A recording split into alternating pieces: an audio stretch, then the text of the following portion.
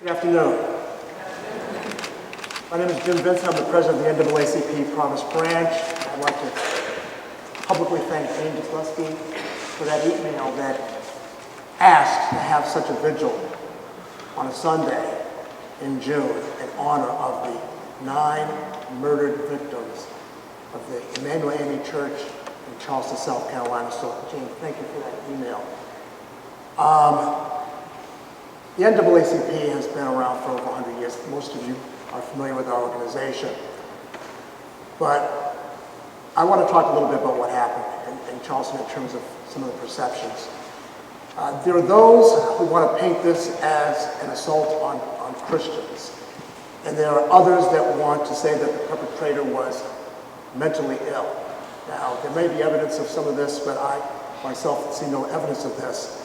The evidence that I've seen out of the person's mouth that did this heinous act was that he wanted to kill black people because they were raping our women and taking over the country. And something had to be done about it. He was unnoticed in that church because the church is a welcoming place. And he wasn't questioned because he was there to worship. And that made the act all the more heinous. So this is a case of racism and domestic terrorism with the use of a handgun. That's what this is. One wonders how an individual like this, a 21-year-old, a millennial, our future, our hope, millennials, wrapped in the Confederate battle flag of racism, gets bail after massacring 9 church members. One wonders how a judge can be more sympathetic, or seemingly more sympathetic, to the family of the perpetrator than the families of the victims.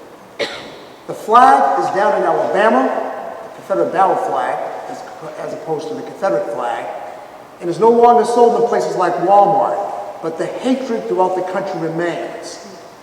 Knoxville, Tennessee, June 21st. Macon, Georgia, June 23rd. Charlotte, North Carolina, June 24th. Lawrenceville, June 26th. Tallahassee, Florida, June 26th. These are all black churches that burned down in the last week. Black churches that are burned, and I heard there was a 6th one, but I haven't been able to confirm that. Let's consider our own backyard, Rhode Island, where last week I had to respond to a flyer in East Greenwich that talked about white lives matter. Well, yes, all lives matter, but it's the black lives that are being lost. And it shouldn't be reduced to some kind of tagline in some Saturday Night Live parody. Consider the Confederate flag rally also in the South Carolina Capitol yesterday. And also consider that in rural places of the South, that battle flag is flying off the shelves, quote unquote. That Virginia battle flag, which resurfaced in 1948 under Strom Thurmond, who ironically has a son who spoke eloquently against that symbol just a few days ago. It emerged with the Dixiecrats later in 1961 during the Civil Rights era, so make no mistake about it. It's not about heritage, it's about racism and against civil rights. We need to speak more about white supremacy and white privilege in this country. If we are ever going to get to the policy changes that are really going to help people of color in general and black people in particular. As President Obama eloquently said, when John gets that call back, we need Jamal to get the call back too. But we also need to have LaToya and Maria get that call back as well as Megan, as well. We cannot let the actions of Bree Newsom, who climbed the flagpoles and snatched the flag, the Confederate flag the other day, be in vain. It's a singular act almost akin to Rosa Parks 50 years ago in terms of civil disobedience.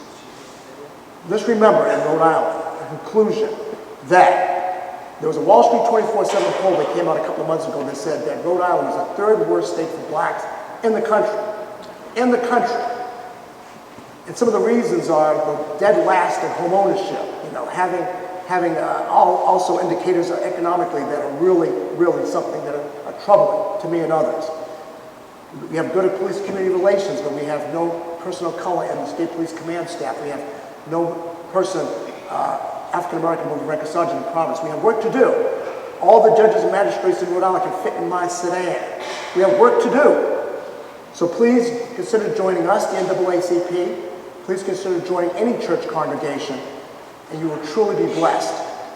and have an amazing grace. Thank you.